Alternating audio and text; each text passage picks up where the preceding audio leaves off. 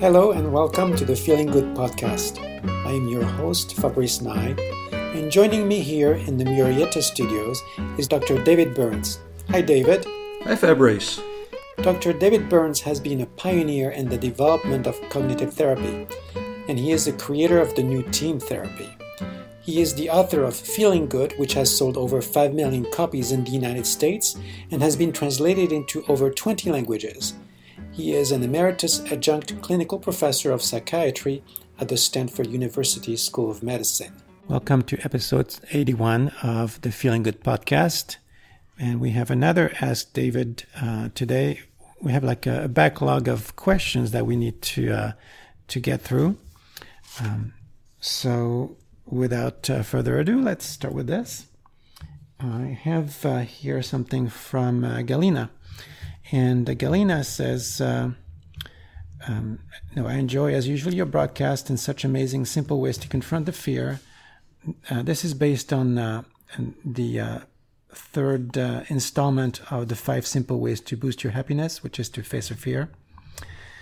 Thanks a lot for sharing your knowledge and not be ashamed to share your fears. I had to learn to do this my way by self-taking. Not sure what self-taking is, and it is a great experience. I would like to share with you my thoughts that we don't need to confront all fears because some of them are for our protections. For example, if I can't swim very well, I will have a fear of swimming where the stream is very fast, or to drive on a highway when there's a strong rain. Even the speed limit is 70 miles an hour. What are your thoughts? Do I still need to overcome my fear or not? Well, we can answer this one, I think, fairly quickly. There's two answers to it. First, the fear is not an inherently bad thing. Fear is like there emotions, to protect us, and if there's no distortions involved in your fear, then you may want to feel the fear. Like if you're vacationing this summer in Syria. They're giving deep discounts on the hotels. It's practically free. Yeah. Yes, but when you walk around, you'll probably be afraid because you'll be telling yourself, "My gosh, I'm an American. I could be killed." There's a lot of people here who hate Americans, and that would be a valid thought, and the fear would keep you alive. So that's one thing. It's all fear is not necessarily neurotic or having to disappear. But in addition, you don't need to confront or defeat all of your so-called irrational fears either. You have to have a motivation and have it be with you. And we've talked in past podcasts. When I was a sophomore in high school, I wanted to join the stage crew of Brigadoon so I could get some extracurricular activities. Right. Yeah. And the teacher I was afraid of heights, and the teacher had me stand on the top of a tall ladder for about 15 minutes while he stood below. And after 15 minutes, my fear of heights completely disappeared. And then I loved being on the stage crew of Brigadoon, and I loved going up heights and things like that. But then, and so I was completely cured of the fear of heights. And then after maybe 20 years later, my fear of heights came back because I hadn't been going up to heights.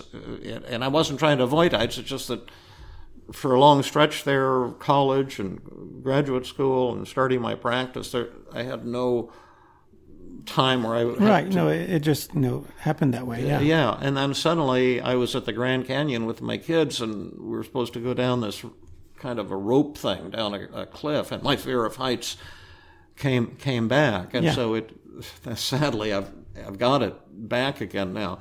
But I don't have any particular desire or need to cure it. I do a little running close to the edge on this jogging trail I go on, where there's a little bit of a drop-off, and that I've kind of gotten over that fear to a certain extent. But I just don't have any strong desire or need at this time to get over the fear of heights. Yeah, I mean, there's nothing that says that we have to change our emotions. Right. Even our fears. Yeah. Only if we want to. Absolutely. But I want to speak to to what she says about real dangers, like swimming in the current and driving on a wet road and so on. This I see as fear of what you might call a clear and present danger.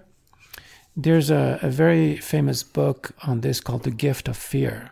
Oh, that's cool. It's by Gavin De Becker, who is in security. I mean, he was in the police forces also. Still is maybe as a consultant, and he talks about how fear has saved people's lives. Yeah. So in and animals' lives. Well, that's right. Cats are very startle prone, and Yeah. and that's evolved because if they jump, it saves their life, and so their so-called panic disorder is actually a healthy thing. Yeah. So by all means, fear is not to be discounted, and if it gets in the way of living one's life, then maybe you want to look at it. Absolutely. And by the way, we don't need to go into this too much now, but I think the same can be said of all negative emotions.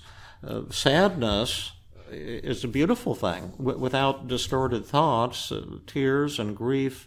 I feel so sad about the loss of Obi. He was my best friend, and he's a little cat that we had for 8 years, and we just loved him. And he went out hunting one night and never came back. And I'll grieve his loss for the rest of my life. And I want to grieve. I want to be sad about him because that's my love for him. Yeah, and even the DSM, for all its flaws, one thing that it stipulates is that a disorder is only a disorder if it leads to dysfunction or distress.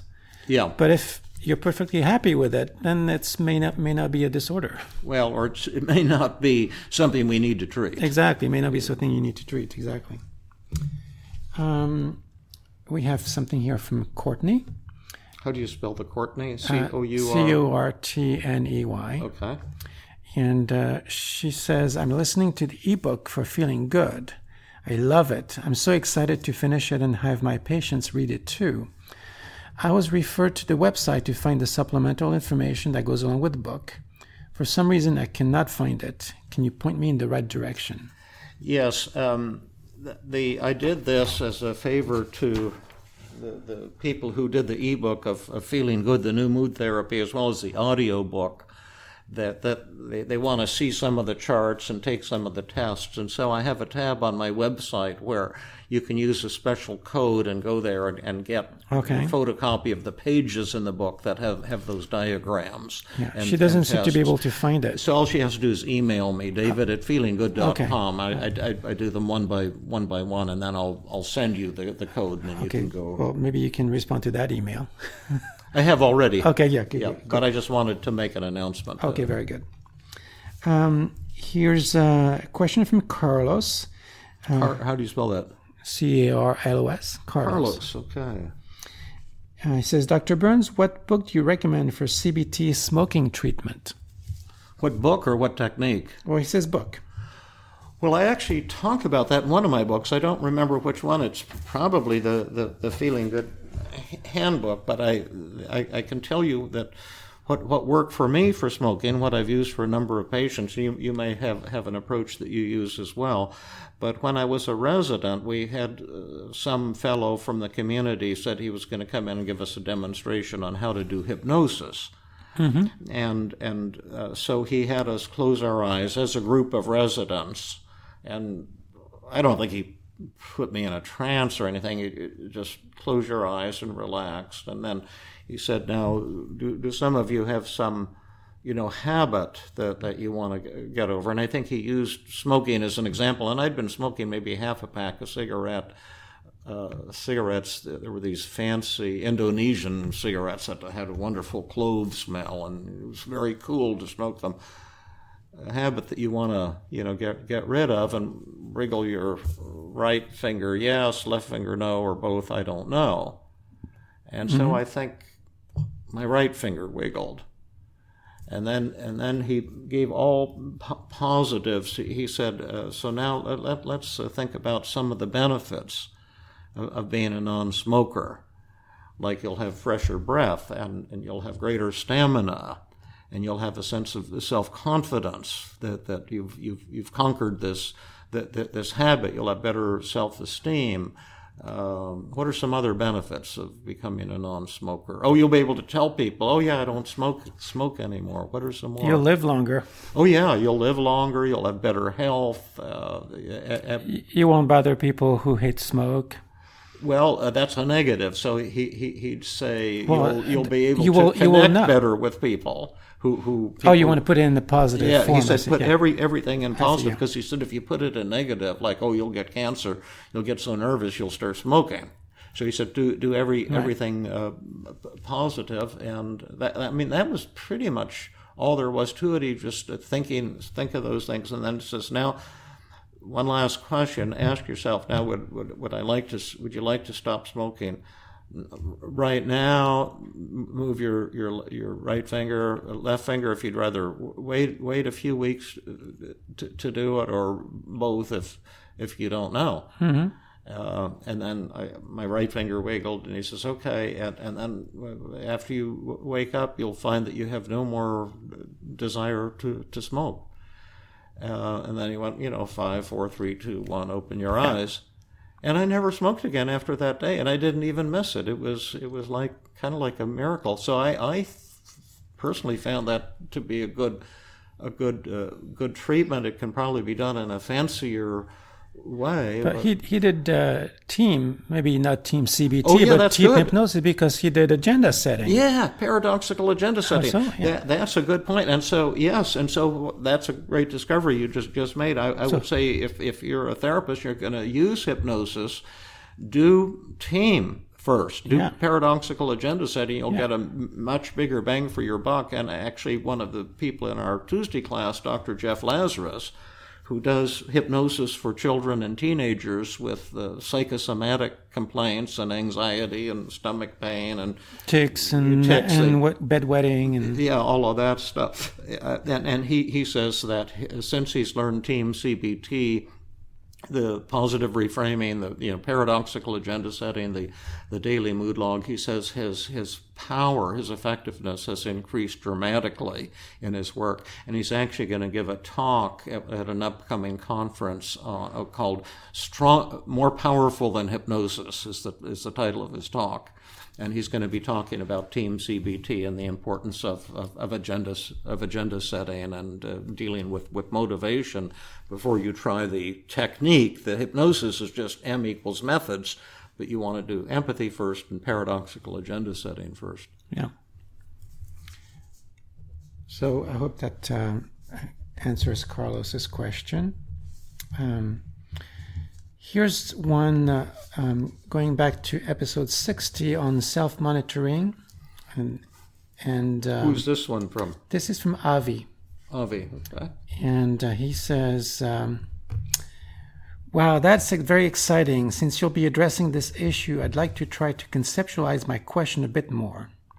So, my understanding of the paradoxical agenda setting is that central to its approach is an inherent part of it is that you perceive the client's resistance as motivated by something beautiful and powerful about the client, which is certainly often the case. And indeed, this is a transformative and powerful insight. I totally understand your sense of urgency to share it with others in order to help many to ease their suffering.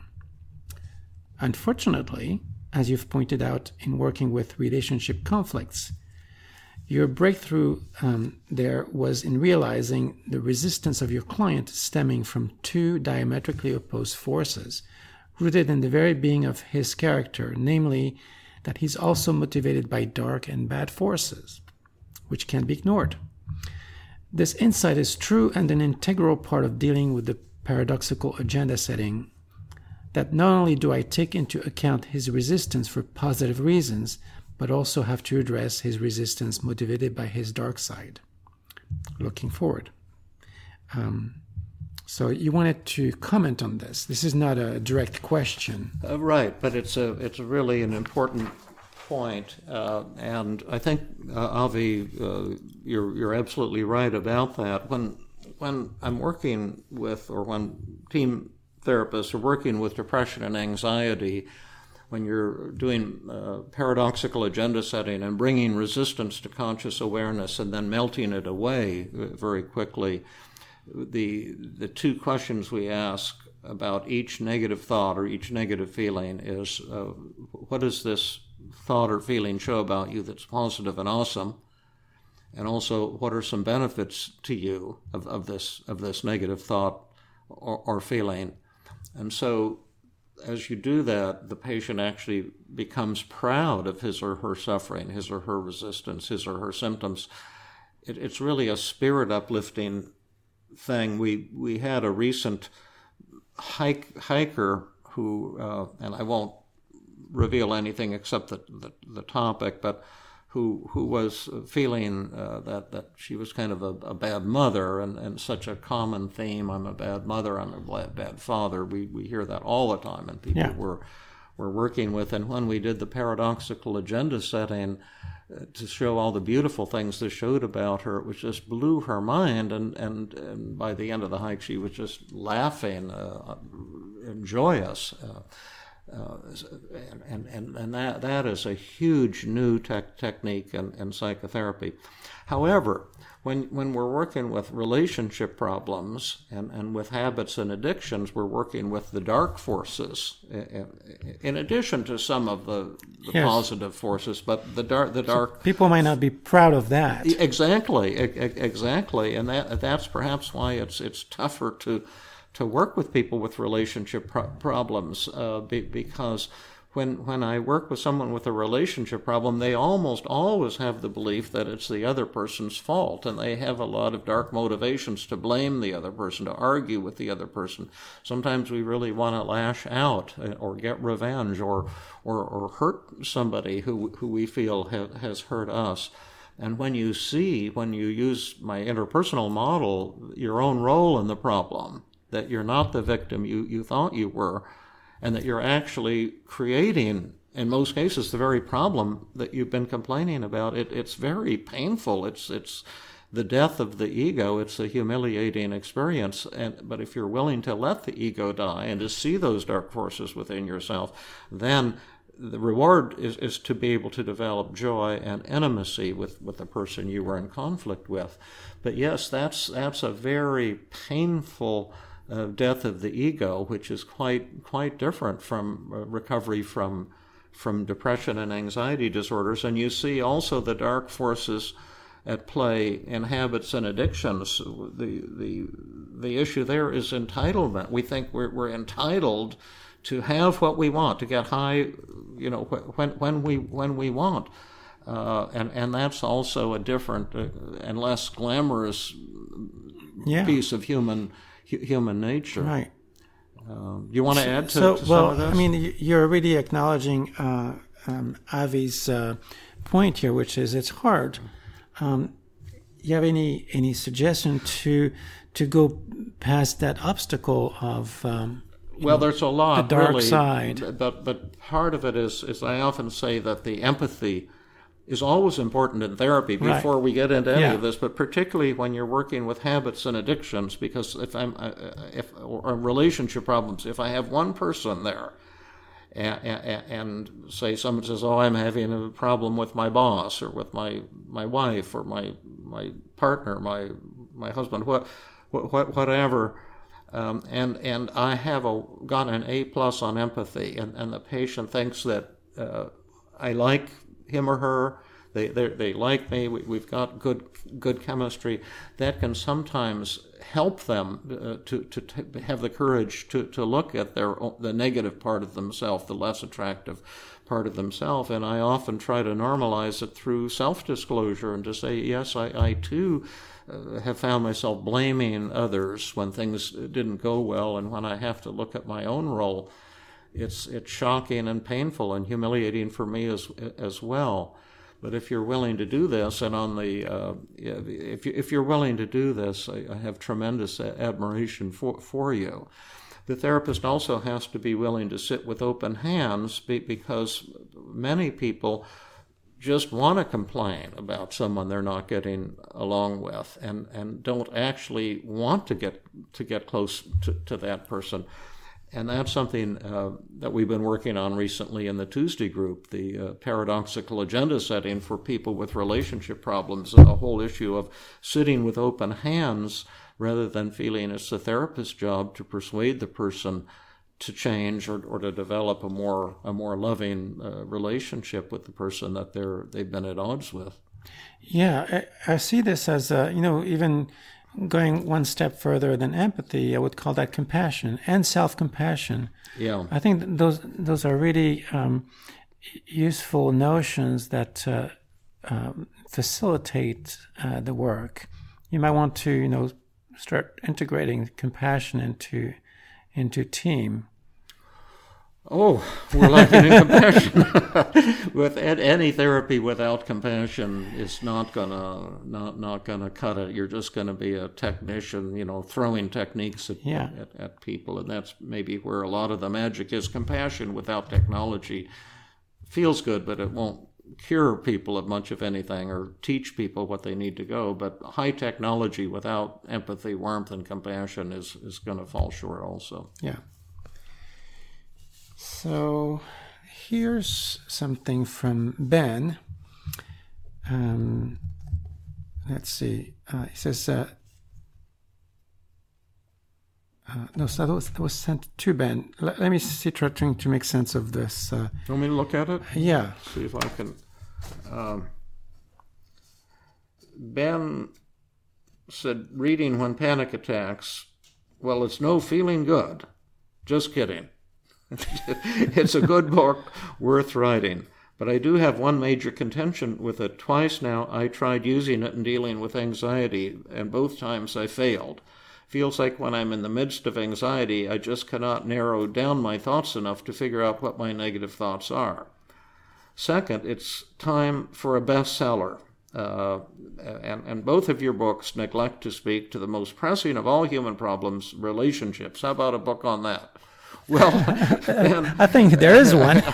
I heard your play and have written a book just for you on relationship problems, and I actually published it quite a few years before you wrote this email. But it's called Feeling Good Together, yeah. and it does just exactly what you wanted. The whole thing of knowing what your negative thoughts are when you're anxious is it's important to focus on one specific moment when you're anxious. And I have a brief story here. I hope I haven't told it before, but I'll make it really quick.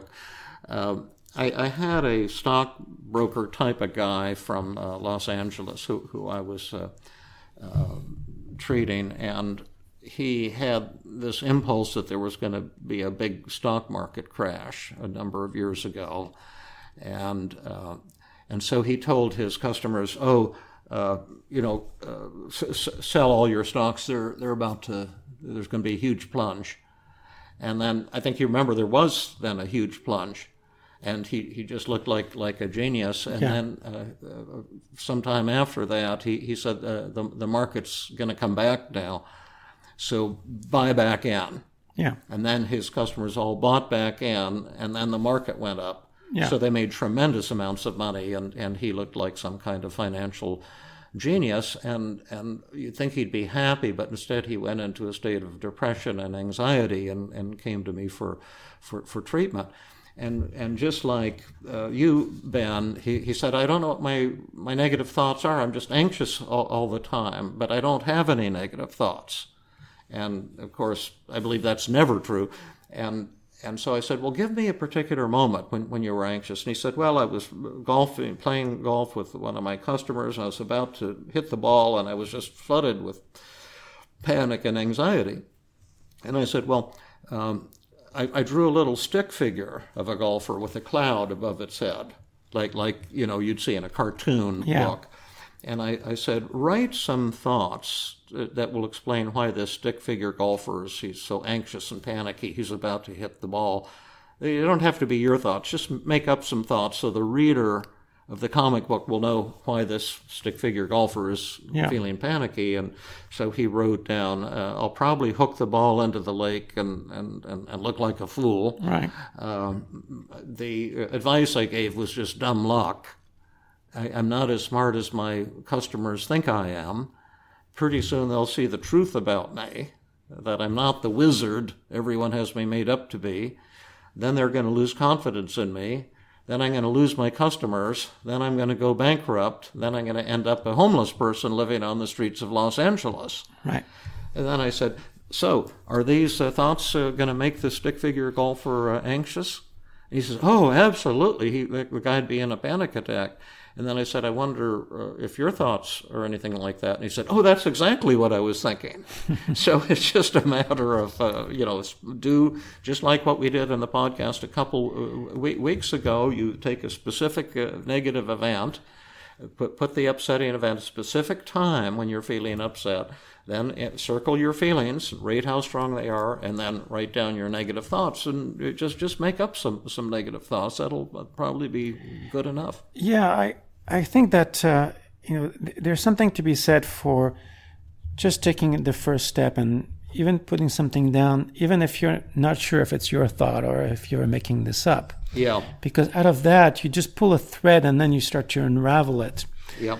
The other thing that I believe is also happening, and it's a version of what you call emotional reasoning. It's a bit different than the usual distortion that we look at in the mood journals, but sometimes you can have a feeling of anxiety, like a very somatic, body base. You bet. Kind of like something feels bad, but I don't know what it is. Right. I feel like my life is about to come to an end, but I can't. Right. And so the moment you go from I feel X to I feel like, what comes after like happens to be a thought. Yeah, right. And so then you believe that thought, and then that makes you more anxious, and you go, oh, I was right. Yeah. Yeah. And then the anxiety starts. Yes. And that's a great thing that you just said, because it reminded me, too, of the hidden emotion model, which is true in anxiety, not so much in anger or depression or shame or other feelings, but the hidden emotion model that we've talked about on podcasts is that the anxious person tends to be overly nice in most cases. Yeah. And there's often something that's bugging you that you're not bringing to conscious awareness. And so you just have a lot of anxiety. But there's a problem, and it's a problem generally in the here and now, and it's just a common sense kind of issue. And again, I'll make a real brief example just so people know what I'm talking about. Is that I found myself in Philadelphia once just feeling terribly anxious, and I couldn't figure out what I was anxious about. I felt like life was bad and something bad is about to happen to me. And for 3 days, I kept going through my appointment book. Am I upset with this person? Because I know the hidden emotion model. I created it. Well, in part, I guess. Freud kind of came up with it at first, I suspect. But at any rate, I knew I must be upset about something. And I couldn't figure out what it was. And so I finally asked my wife, Melanie, am I upset about something? And then she pointed out that I had a discussion on the phone with the department chairman in psychiatry about the fact that I hadn't been promoted. And he said, oh, you have to wait 6 more years. But I had already waited 6 years. I was on the voluntary faculty. They're not paying me anything. Yeah. And I had more than enough publications and more than enough teaching to be promoted to associate professor. And then she said, but he told you had to wait 6 more years, and you were very polite and told him thank you and how much you enjoyed being in the department, but weren't you kind of ticked off? And I said, you're right, I am ticked off. That's unfair. And that was what had been eating away at me, but being nice, I had swept it under the carpet. So I got on the phone, called him, and had a dialogue about it, and told him, if you think I'm not suitable for promotion, you'll get my letter of resignation in the mail tomorrow, because I don't want to be associated with a department that's unfair. And I think if you look at my CV, you'll see I should have been promoted 6 years ago. Right. And he said, hold the line, and let me look at your CV. And he came back in a minute and said, you're right. We're going to send you the promotion letter. And suddenly my anxiety disappeared. So that's another very important thing about Ben's excellent question is there the hidden emotion phenomenon is almost definitely going on when you're anxious and you can't figure out what you're anxious about. Yeah, so that's a hard one sometimes, just to figure out, why is this coming up? And also, sometimes it can just be not an actual feeling, but simply a physical sensation that has organic basis. And if we start giving it meaning about it being something we have to be, anxious about, maybe we just need to take an Alka-Seltzer. Yeah. Okay. So we'll end our podcast on an Alka-Seltzer. Yes, that is an Alka-Seltzer commercial. Yeah. So we're going to have next time, we're going to go back to the Tuesday group and we're going to start our series on role-playing techniques. That's going to be exciting. Absolutely. And then those of you who are interested, on May 20th, I'm going to do a one-day workshop with Dr. Jill Levitt. And you can join online or join us in Palo Alto. And if you want to register for it or learn more about it, you can find that on my web page, on the workshop page. It's May 20th, 2018, and I'm sure that's going to be a wonderful workshop because I love working with Jill. I love working with you, Fabrice, and we have a lot to offer, including personal work for the therapists who attend. In the afternoon, we're going to try to bring at least 60% of those who attend to a state of recovery, cure, enlightenment, great joy and euphoria to break out of your own feelings of self-doubt. So you'll learn how to treat yourself, you'll learn how to treat your patients, using the new Team CBT techniques. Terrific. Well, thank you, David. Thank you, Fabrice. This has been another episode of the Feeling Good podcast. For more information, visit Dr. Burns' website at feelinggood.com, where you will find the show notes for this podcast under the blog page, and where you can leave your comments and questions. The website has an abundance of resources for therapists as well as non-therapists, including books, workshops, a list of online training groups around the world, and much more. Theme music is Gypsy Jazz in Paris, 1935, composed and performed by Brett Van Donsel. I am your host, Fabrice Nye, and I invite you to join us next time for another episode of the Feeling Good podcast.